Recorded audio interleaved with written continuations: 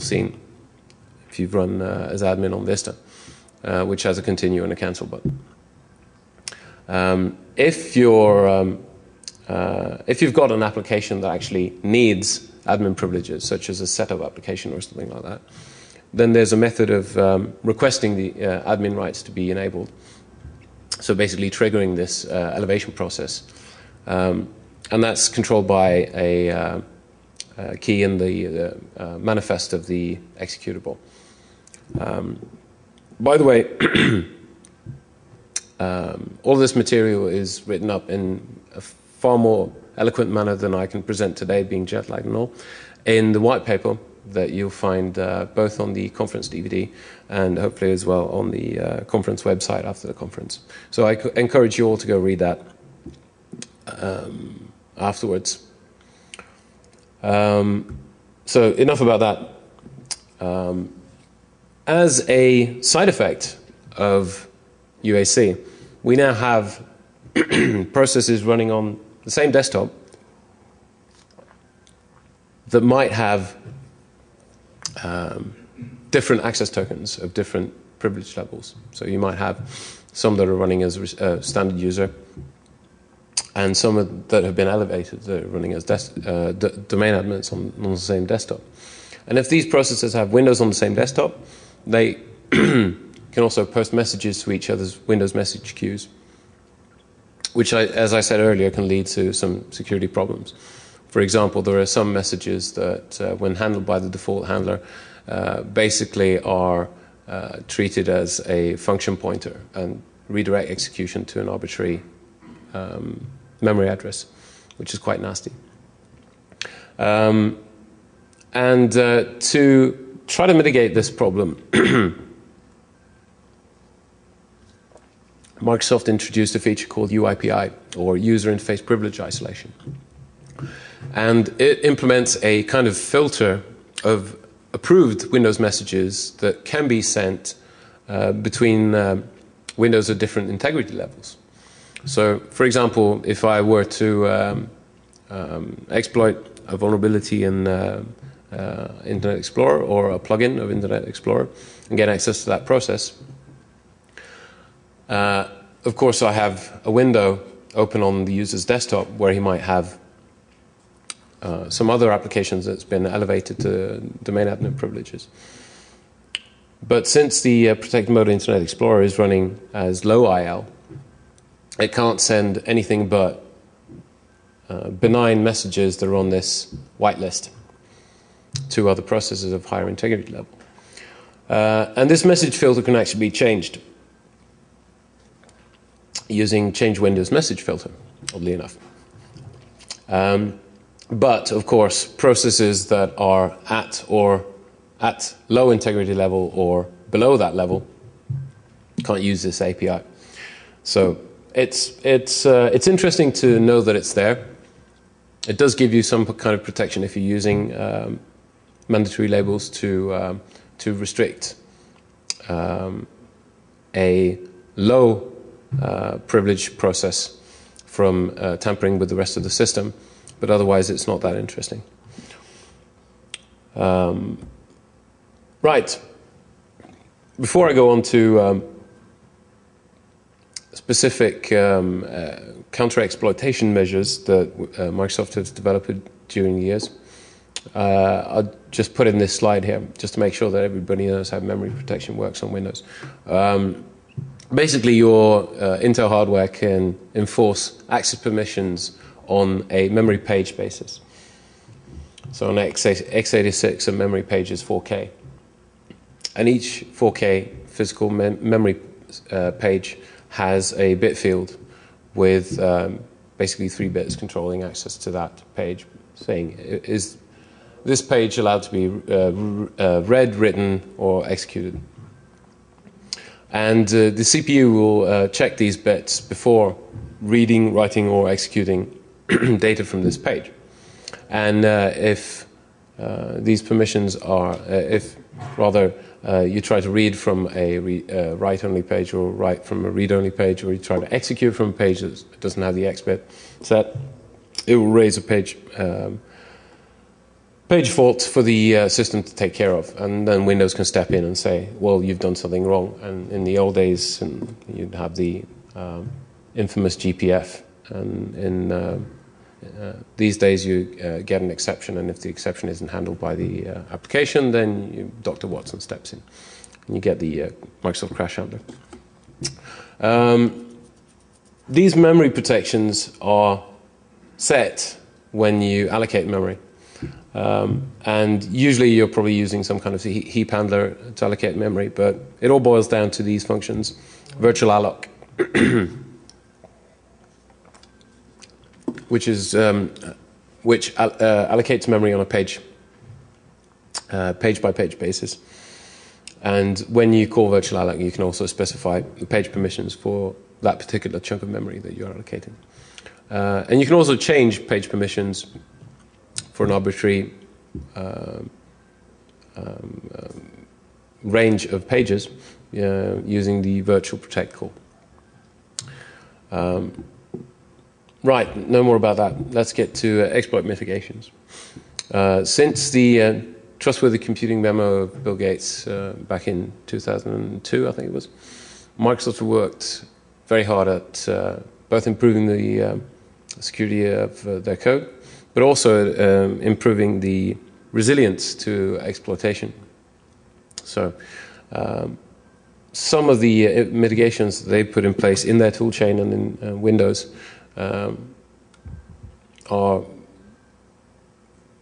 interesting to application developers, because some of them you actually get a lot of protection for free without doing anything.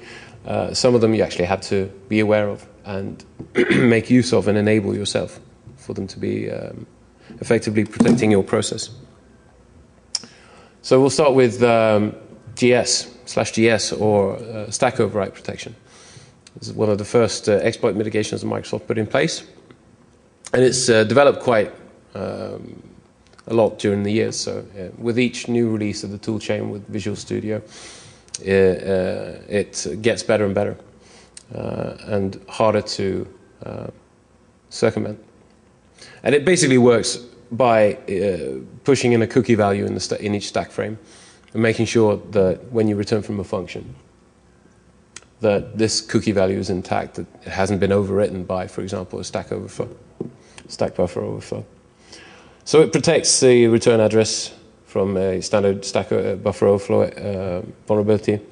And it also protects overwriting stack variables. So if you've got a memory pointer on the stack, for example, that could be manipulated by a buffer overrun, that could be protected as well. And this has been a default compiler option, actually, since Visual Studio 2003. So if you're using latest version Visual Studio, latest version of the Microsoft toolchain, you're probably already protected by this, if you haven't switched off, that is. But buffers can not only be on the stack. Larger buffers are more often allocated on the heap. And there have been a lot of talks recently at recent Black Hat conventions about exploiting heap buffer overflows. So just as with the /GS protections in the toolchain, in Windows, in the default heap handler, Microsoft have implemented some exploit mitigations to try to prevent a buffer overflow on a heap allocated buffer from becoming a large security problem. So the first thing that they did was implement checking of forward and backward links when unlinking chunks or allocated regions in the heap. So basically in a standard heap manager, you would have linked lists of blocks of memory that are either on the free list waiting to be allocated or on the allocated list. And when you call free, they're taken out of the allocated list. And when they're done, when you're doing that, you're basically just unlinking it from a doubly linked list. So you've got forward and backward links that are spliced in to. And if you can overwrite this metadata on the heap, then you can actually use that to write arbitrary values, overwrite arbitrary values in memory. And an easy check is just to check that the forward and backward links are actually pointing to two chunks that are pointing back to the original chunk, to make sure that the links you're following aren't being forged. And that was implemented in XP SP2. But there are more advanced protections in place in Vista, for example, and later versions, such as encrypting, or rather obfuscating metadata, and using checksums to validate the integrity of metadata, other than just the forward and backward links. And these you actually need to enable, because they aren't enabled by default. You have to set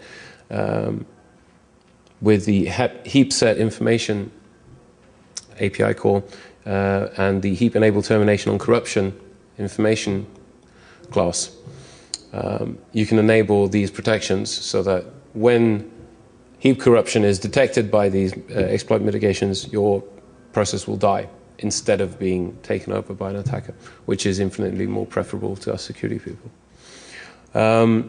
So there's something you need to be aware of as a developer, that each process needs to, in its initialization routines, call this API call to enable these protections. And of course, don't use your own malloc. Don't use your own malloc implementation. Don't use your own heap handler, because you won't be protected by these exploit mitigations in the default Windows heap handler. So, for example, Adobe got bitten by this in Flash, I believe. They had their own old malloc implementation statically linked in, which had all of these, which had none of these features rather, and was wide open to exploitation. Whereas had they just used a compatibility layer that forwarded all of this down to the default Windows heap handler on the platform they were using, at least people using modern operating systems would have been protected from some of these exploits. Another popular exploitation technique is overwriting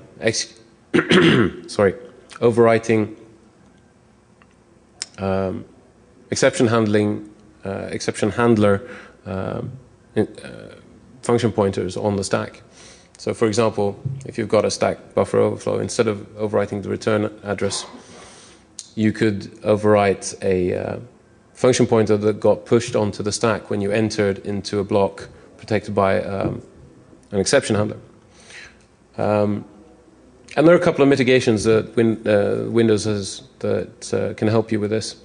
And the first one, which has been around for a long time, is called SafeSEH.